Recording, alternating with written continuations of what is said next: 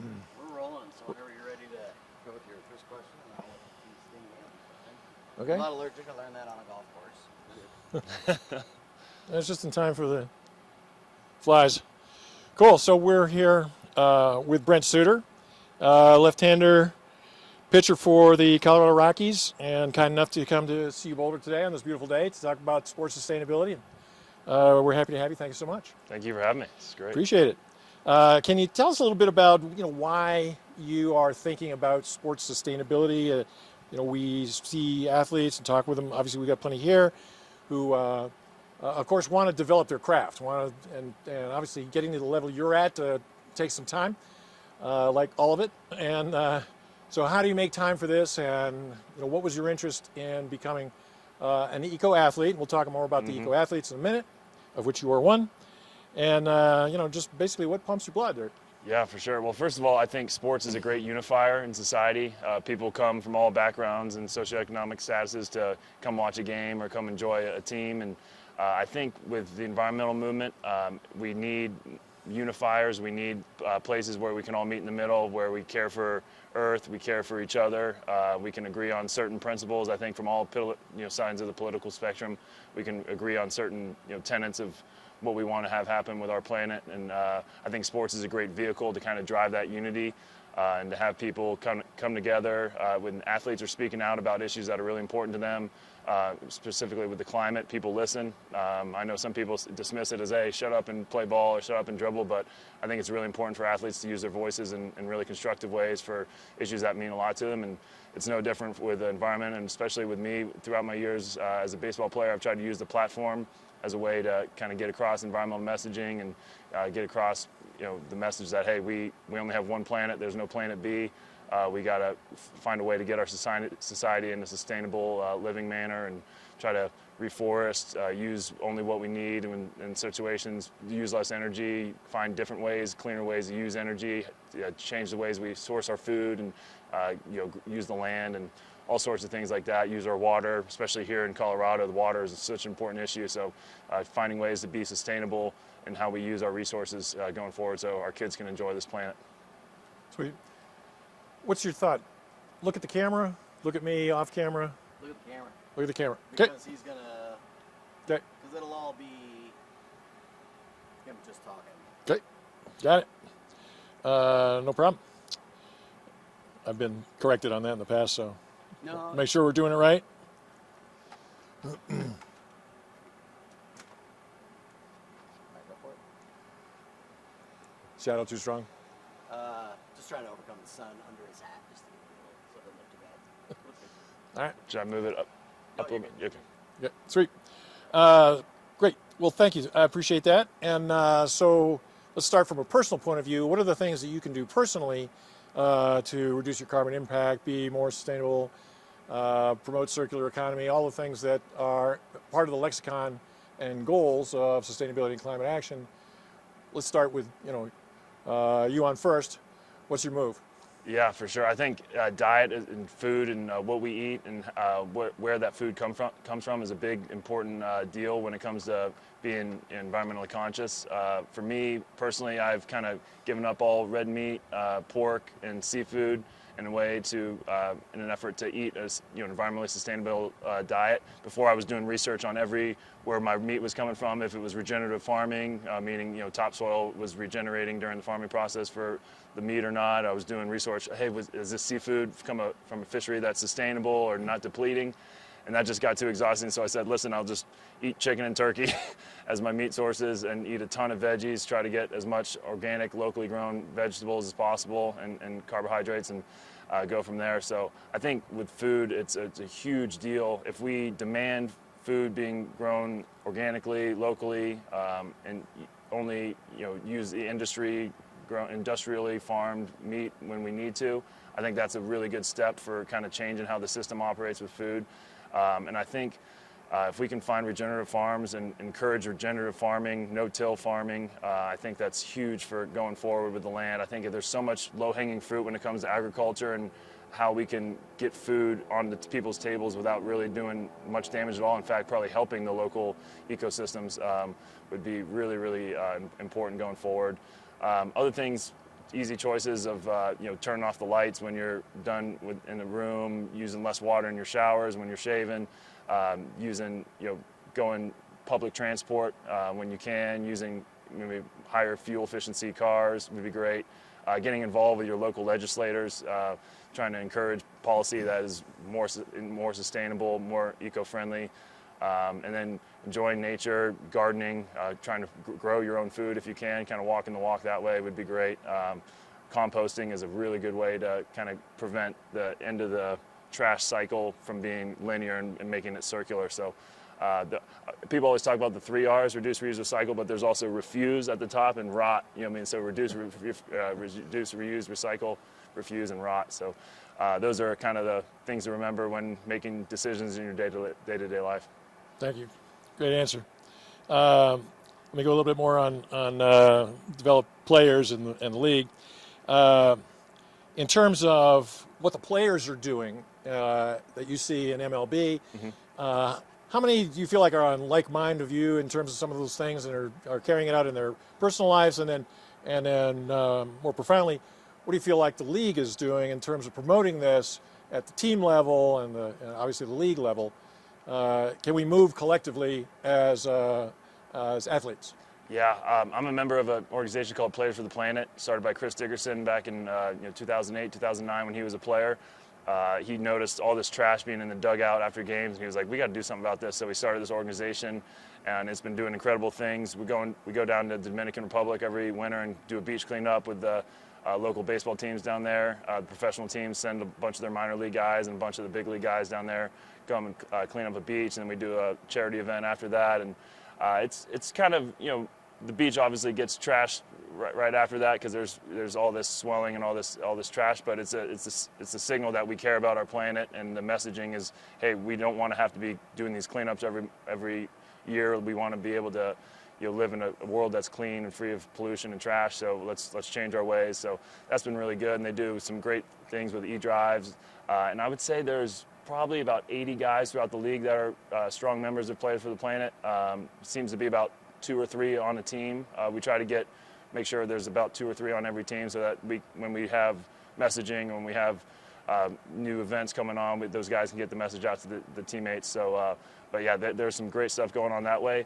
As far as the league's concerned, there's a sustainability office, and it's done some really great things in the past. It's been doing, I think, diverting probably 20 or 30,000 tons of trash from landfills into either recycleries or compost piles. So that's been good, but we've got a long way to go. There's a lot of trash. I've heard somewhere where just in one clubhouse every day there's 800 plastic bottles being used. So we need to find a way to get, definitely refuse some of that and reduce that usage. But I can't even imagine what the number is for each game. So we're definitely working on that. A lot of teams are going to solar panels or going to LED lighting, which is way more efficient. A lot of teams have on-site gardens that they use for their food in their clubhouses, so that's really good. And then there's a couple teams that stand out, like the San Francisco Giants really do some great things with, they win the Green Glove every year with the league. They do some unreal things with their trash waste, and how their day-to-day operations are really clean. So we could follow their example for sure, and the league definitely encourages that behavior, but I think we could do more for sure. Yeah, and I have to pull for the Red Sox, being a New Englander. Rooftop garden on Fenway now, growing food for both the concessions, I think, and the training room, Yep. and so forth. So it's nice to see that taking root, so to speak. And so going back to your diet and how that is helping you, obviously as a reliever, you got to get out there and throw 100 miles an hour of heat for 2-3 batters and kill them. So you need every bit of power you can get. And one of the perceptions or misperceptions that seems to be out there is that I got to have meat protein in order to have power. And of course, I remind them here at the University of Colorado Boulder, where our mascot is the bison, aka a buffalo. They eat grass. Those are herbivores. And so, how do you feel like you're replacing that, what would be meat protein, adequately in your diet, such that you got the heat when it comes time to close out the game? Definitely. Well, first of all, I don't throw 100 miles an hour. I wish I did. I throw about 87, 88.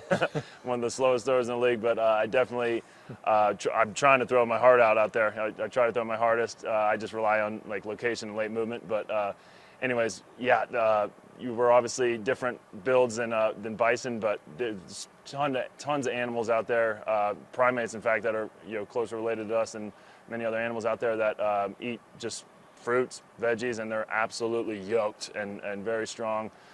So we definitely, I don't know if we've seen the Game Changers documentary, but that's definitely was an eye-opener for me on just how little we need meat to be athletically successful as human beings. I still eat some chicken and turkey. I probably do like a fistful a day, and I do meatless Mondays, so I definitely still eat some meat, but it's not that much, and I really don't want to overdo my meat sources because I feel like it takes away some of that power. In fact, maybe a little bit can help the power, but too much meat is really bad for recovery and really bad for like long-term health and power. So I stick to veggies. I love eating a lot of beans. I think lentils are a really good food of the future. They're easy to grow. They're very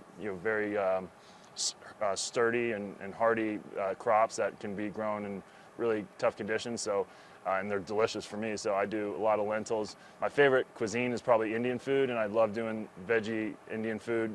The spices, it's just you feel like you get a whole meal with just one half of the stew, and you get a whole stew. So that's been really a fun kind of exploration for me. When my diet has been Indian spices with veggies. But yeah, we don't need to crush meat to be powerful at all. We can use what we got with clean carbs and veggies and fruits and be just fine as we all are kind of discovering. Sweet, thank you. You mentioned some of the community projects you've done and fan engagement and so forth. That's another powerhouse, obviously, with the humongous platform of sports, one of the biggest platforms in the world. I like to remind people that 5 billion people watch the soccer game. And so if that's not a convening power and an influencing power, I don't know what one is. And FIFA, to their credit, does that right and brings people together in countries surrounded by that. And FIFA's tried to promulgate very renewably based and sustainably based World Cups. And obviously, room for improvement anywhere. But the bottom line is that what we do on game day is one thing. What we do the rest of the year is something else. And how are you looking at your fan engagement activities in order to influence fans to be more sustainable at home, work, and play, not just on game day? Yeah, for sure. I did a lot with the Milwaukee Brewers in terms of there was always messaging going on. They would play this message of me saying, hey, make good choices with your food, with your energy.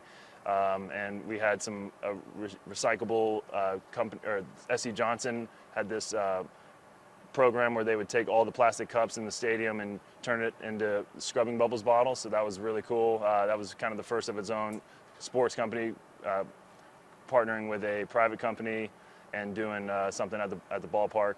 So that was really, really cool. And they created a sustainability council right as I was kind of leaving out the door. That was when the meetings were going. So that was really cool to see. But and then here it hasn't been as much because I'm kind of a free agent at the end of the year. So I don't know if how long I'm going to be a Rocky, but it's been definitely really cool to get involved with COSA, Colorado Storage and Solar Association. They do some really great stuff throughout the Colorado region with encouraging solar panel installations and really tracking energy and how we can get this grid as solar friendly as we can. And so I've done some tours with them, and Mike Kruger does some great work over there. So that's been really fun. And then been in touch with here at CU Boulder, had some great meetings. And if I'm a Rocky in the next couple of years, I'd be really interested in exploring these partnerships as much as we can. But to the fans, it's just really about trying to lead by example, trying to encourage them to be smart with their choices. It doesn't really come up necessarily when I'm signing autographs during games or whatever, but there's definitely some fans who come up and say, hey, really thank you for all the environmental work you're doing. You inspired us, or blah, blah, blah. So that really means a lot when guys like us hear that, and Players for the Planet hears kind of that stuff all the time, and that's really encouraging. So trying to make sure we are doing it the best we can on the field, best we can off the field, and being examples and walking the walk, not just talking the talk. And so Lou wants me to get you to remind the world that of the work of EcoAthletes. And can you tell us a little bit about the work you're doing with them Yeah. at facilitating the sustainability activation of other pro and college athletes, Yeah. of which yeah. there's numerous in EcoAthletes? Yeah, absolutely. EcoAthletes was started a couple years ago by Lou Blaustein in New York, and he has such passion for getting athletes on board with environmental education, with coming together as a community. He's brought Catherine Hayhoe, Cory Booker, all these really cool speakers in on our community chats, and really done some great work with connecting athletes from all over the world. I mean, we're talking with volleyball players in Europe, talking with soccer players in Africa. Like, it's really, really cool what he's doing. And we encourage each other, and then we get educated during these community chats, and we kind of go out and try to spread the good news, if you will, about environmental possibilities and environmental sustainability. So that's been really fun. And he's also gotten me involved in some policy decisions. I put my name on some kind of policy bills and all that stuff, which is really important to me, and really want to keep doing that in the future. But he's such a passionate guy, cares so much. I see him every time we go play the Mets every year, and get to catch up with him. And EcoAthletes is really, it's rolling, and I can't wait to see what the future holds for EcoAthletes. Nice, thanks. Yeah, I did a thing with Eric Dickerson here a couple months ago. You have any questions brewing, Peter? I got a couple of wrap-ups here, but if you want to go back to anything. You're good? Okay, cool. So 2 more quickies, and then we'll do some. Yeah. I guess that's just one. Like, ill formed. I'm thinking of it right now, but I mean, this is going out to CU students, right? Well, we're going to slice and dice this thing up. Yeah. Principal audiences, right? You can put this up. Yeah. All right. But I guess what advice? Going back to Dave's question about protein and the sort of perception among many college students and athletes that protein is a big part of becoming a healthy athlete, and therefore defaulting to eating a lot of animal protein. What advice do you have to someone who currently eats something approaching a standard American diet or a high animal protein diet, who maybe understands the science both environmentally and from a health perspective? What's that transition look like? Maybe either from your own personal experience, or what do you recommend for somebody who wanted to transition from a higher animal protein diet to one that looks more like the diet that you just described? Yeah, for sure. Just an advice, I would not go switch crazy fast. I would kind of make sure your body has time to adjust. I tried switching crazy fast a couple years ago, and I think it hurt my recovery. Ended up getting hurt back in 2017. I tried to just cut meat out, and like I saw a cowspiracy, and I just was like, done with meat, period. And that was too much of a transition for my body. I learned over the years that I do want just very little, like a little bit of animal protein, but mostly vegetable proteins. Legumes are great. I mean, there's all kinds of beans, lentils, like I was saying. Rice has tons of protein in it. Quinoa is like maybe the superfood of all superfoods. So there's plenty of foods out there where you can get all the nutrients you need to perform well and to recover well. And so I would encourage you to kind of siphon off your animal protein just to kind of the level that you need, and then really replace those with great, healthy, clean carbs and vegetables that have plenty of protein in them too. So, and pay attention to what you drink too. I know college, people, you want to drink some beer, but like try to limit your alcohol as much as you can, and limit your soda. I think soda is one of those underrated things where people just drink and say, it's not that bad for me. It's really bad for you for recovery. And it also has, mostly in aluminum cans, which aren't great, hard to recycle, really intensive to make as well. So soda is one of those things where it's like, try to either get like a sparkling water if you need to do something not water, or just drink water, because what you drink matters a lot to your recovery too. Nice. I like how you think of this as recovery. Spoken like a pitcher. Absolutely. How often? How long? 3 days rest before you can pitch again? No, I've done 3 days in a row before. I've pitched back-to-back times, a bunch of days. So starting pitchers usually have at least 4 days in between, sometimes 5 days in between to recover and get their workouts in and whatnot. But us relievers, we throw an inning, we're ready the next day. Yeah. We throw another inning, we might be ready the next day, depending on our pitch counts and all that. Yeah. But yeah, I think I have like 54 appearances right now, and several of those are like probably 5 of those are back-to-back. So it's definitely, that's why recovery is so important for us as pitchers, especially relievers. We got to be ready to perform the next day. Sometimes we'll pitch at 9 at night and be pitching again at 12:30 the next day if it's an early game, and we gotta be back out there early. So recovery is huge. Nice. So following up on Peter's question and your response to moving towards a more planet-friendly, healthier diet, And we try to stress both of those things when we talk about it, because both of those are pressure points with students and anyone. What is your what's your main takeaway of why you would want to do it outside of health and environment? We do something here called social marketing, where we try to influence and incentivize behavioral change by finding what it is that is an incentive to a new behavior, and what are the barriers. We try to reduce those barriers. Yeah. And campuses, for instance, are very like high school, very, being accepted in a community and so forth. Do you find that there's a motivator for people that seems like it works in terms of, this is cool, this is something you want to do, this is, what the cool people are doing? Yeah. Well, the first thing that popped in my head was, why do I want to be the healthiest, best athlete I can be? And it's because I have a strong faith in God, and I believe He gave me these gifts to, as a gift from Him, and my gift back is what I do with them. So I want to be the best person, best athlete, best husband, best father I can be every day. So that's definitely a motivating factor for me. Awesome. And then, for sure, what I've noticed is that environmentally healthy diets or behaviors or whatever tend to be the healthiest, tend to be the best for us. There's a very strong correlation between what's good for the planet and what's good for us, because we developed with this planet for millennia, and there's certain things that are good for us and the planet that make sense and that happened over millennia, and it's natural science, or it's natural just progress or good behavior. And then there's things that are not good for us, not good for nature. And it's very, very clear that a lot of things that we're doing now in society, unfortunately, are neither of those. They're not good environmentally or for our own health. So definitely, I'd say the motivation for me, now that I'm a father too, is that we have kids. We have 2 boys, and I want them to grow up in a planet that is healthy, that was healthy just like the one I was able to grow up in my formation years. So I really want my kids to have a healthy planet, healthy air, healthy water, great places to go hike, explore God's wonders. So I definitely, it's a generational thing for me. I want the next generations, all the generations after us, to be able to live and thrive on this planet like we have. Call that legacy mode. I love to hear when people are in it. Yeah.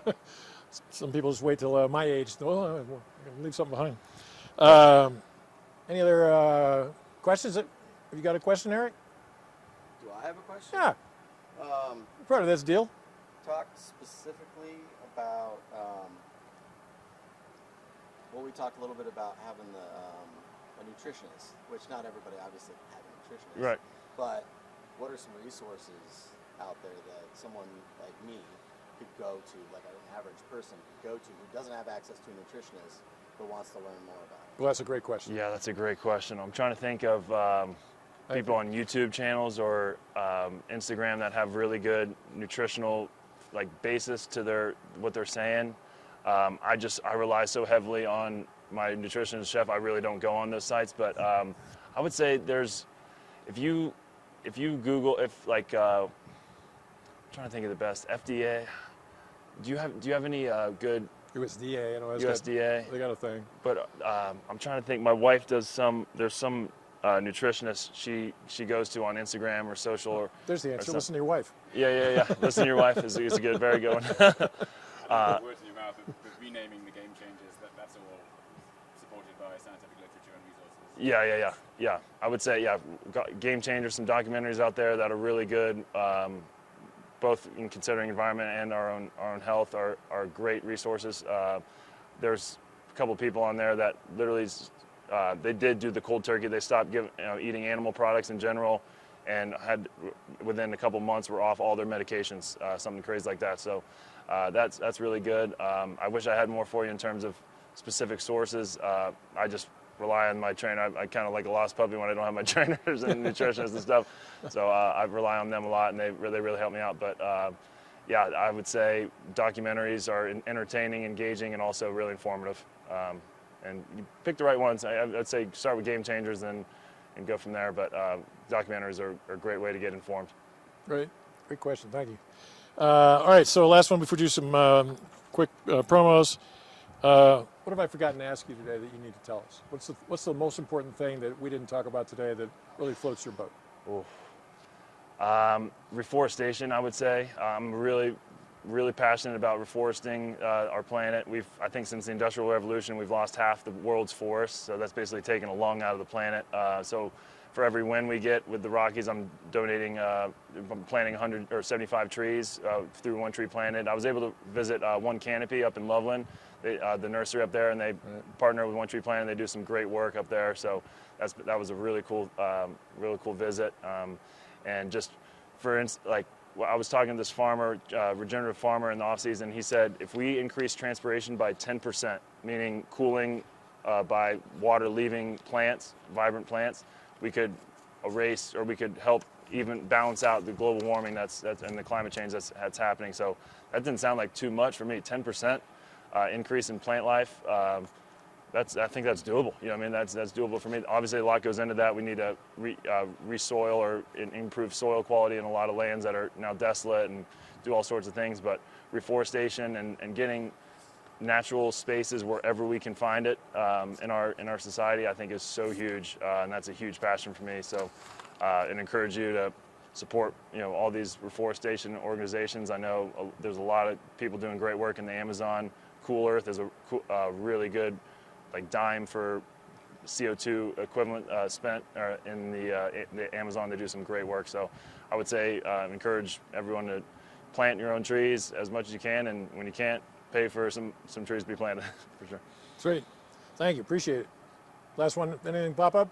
You're talking about language, forests, and food. This is like Yes. Yeah. Cool.